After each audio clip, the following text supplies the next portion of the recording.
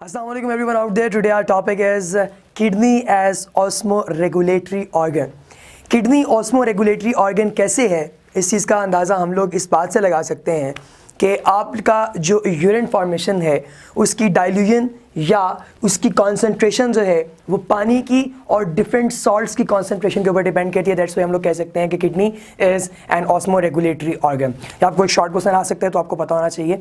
इसके साथ हम लोग आगे बढ़ेंगे. हमारा एक मेजर जो टॉपिक है दैट इज़ द डिजीजेस और डिसऑर्डर्स ऑफ किडनी, और इसके साथ साथ इट्स क्योर्स. हम लोग पहले पढ़ेंगे about the disorders of kidney और फिर हम लोग बात करेंगे उसके क्योर्स के बारे में कि हम लोग उसको ठीक कैसे कर सकते हैं. फर्स्ट ऑफ ऑल हम लोग ये देखते हैं कि एक नॉर्मल जो बीमारी हम लोगों के सामने अक्सर उससे हमारा वास्ता पड़ता रहता है, दैट इज़ किडनी स्टोन. तो किडनी स्टोन जो है वो कैसे आपकी बॉडी के अंदर फॉर्म होता है और उस प्रॉब्लम को हम लोग बेसिकली कहते क्या हैं. तो कि जो कैल्शियम का एक स्टोन आपकी किडनी में जो है वो बनता है, क्रिएट होता है, उसकी बेसिक एक रीज़न या उसकी डिजीज़ नेमिंग को हम लोग कहेंगे हाइपर कैल्सीमिया. हाइपर कैल्सीमिया के अलावा एक और डिसऑर्डर जो कि इसके लिए रिस्पॉन्सिबल है, इस किडनी स्टोनिंग के लिए, that is hyper ऑक्सैलूरिया.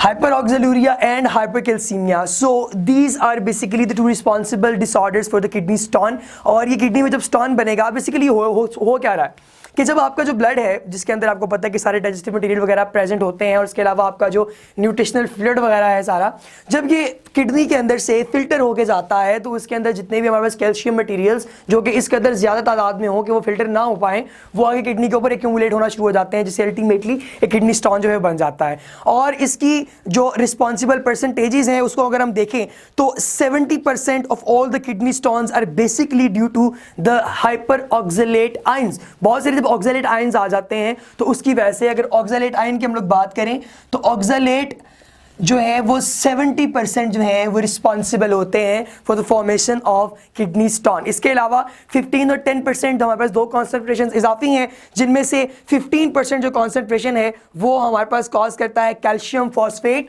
Calcium phosphate की अगर हम लोग बात करें, कैल्शियम फॉस्फेट, तो it is responsible 15%, and the another thing that is responsible too, which is your uric acid. Uric acid is 10% responsible for the formation of kidney stone. इससे हमारी kidney में जो है स्टोन बन सकते हैं. और ये जो ऑक्सलेट आयंस हैं और इस तरह के हमारे पास बाकी जो मटेरियल जो कि किडनी स्टोन के रिस्पॉन्सिबल हैं, कि बाज़ दफ़ा बहुत ज़्यादा अगर हम लोग खाना शुरू कर दें ग्रीन वेजिटेबल्स वगैरह और उसके अलावा हम लोग मीट वगैरह या प्रोटीनेशियस फूड से बिल्कुल दूर रहें तो इस तरह के प्रॉब्लम्स जो हैं वो राइज हो सकते हैं.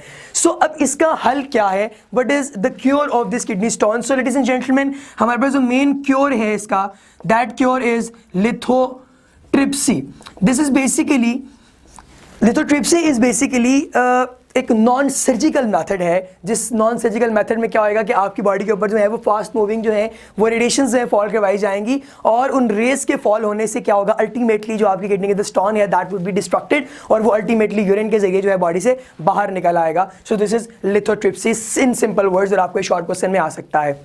इसके साथ अगर हम लोग आगे चलें तो एक और बहुत बड़ा मेजर प्रॉब्लम भी आ सकता है जो कि हमारी रीनल फेलियर हो सकता है. जो किडनीज है जब अपना फंक्शन परफॉर्म करना ख़त्म कर देंगी तो उसे हम लोग रीनल फेलियर कहेंगे. उसको मैं आप लोगों के लिए यहाँ मेंशन करता हूँ, आप लोग ज़रा काइंडली उस पर एक निगाह देखिएगा कि आपके पास जब रीनल फेलियर हो जाए, कि जब रीनल यानी कि आपकी जो किडनी है या आपका जो यूरिनरी सिस्टम अपना फंक्शन परफॉर्म करना बंद कर दे, रीनल फेलियर हो जाएगा, तो that is very crucial condition. एक ऐसा तरीक़ाकार हो जाता है आपकी किडनी के अंदर कि अब उसको अपने मजीद जो फंक्शंस हैं उनको बरकरार रखने से कासिर हो जाती है. तो इसका फिर हल हमारे पास दो तरह के होता है. एक इसका क्योर ये है कि आप डायलिसिस करें, और दूसरा जो क्योर है दैट इज़ रीनल और किडनी ट्रांसप्लांट.